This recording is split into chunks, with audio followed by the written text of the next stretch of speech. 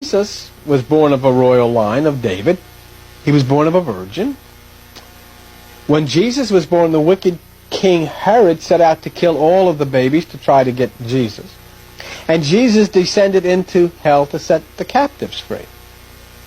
Amazing. Absolutely identical in the historical nature of their activities. Yet this one was 5,000 years ago. Jesus was 2,000 years ago. This one's name was Hare Krishna. This one's name, Jesus Christ. Oh, you say, well, this is terrible. You're saying that Jesus Christ could have been Hare Krishna. I don't. Jesus said, before Abraham was, I am.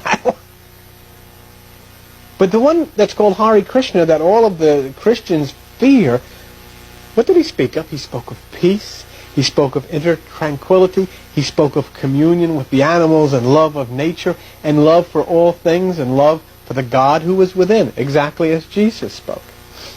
Why would you be afraid of someone who spoke peace and who spoke love and who spoke healing and understanding? And then I want to ask too, why would we make Jesus be what he said he was not? Jesus said, I can do nothing of myself. Then why do we say that he was so powerful?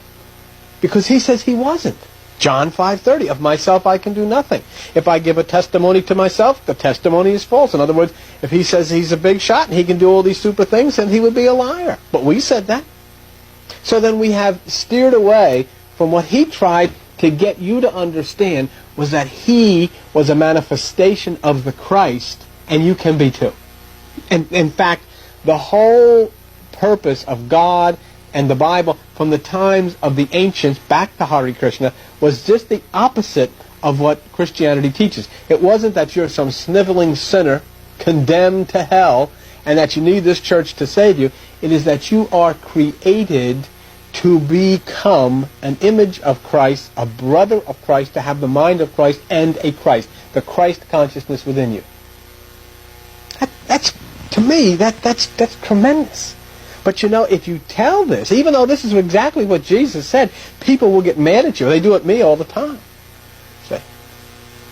Because if I said Jesus couldn't accomplish anything on his own, they'd get mad at me. But yet that's what he said. He said, I can't do anything. And he says, you can do as good as he does, and you'll do better. But how?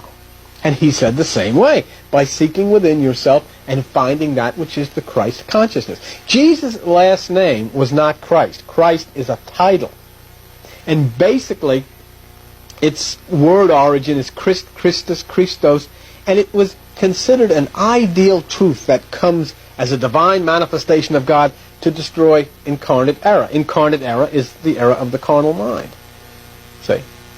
You see, where Jesus says the kingdom of God is within you, Christianity can't accept that because they don't understand that what Jesus is trying to say is that if we find the Christ consciousness within us and start thinking with the mind of Christ, then this planet Earth gradually turns into the planet heaven, because heaven doesn't come by way of a location.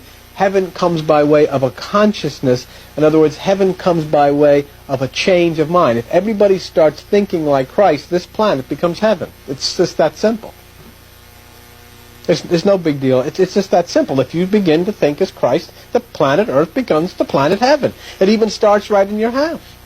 And Jesus says you do that by entering in within yourself, going to the upper room and to the right hemisphere, sitting at the right hand of the Father, where then he meets you and feeds you the hidden manna. That's the way this is all psychology.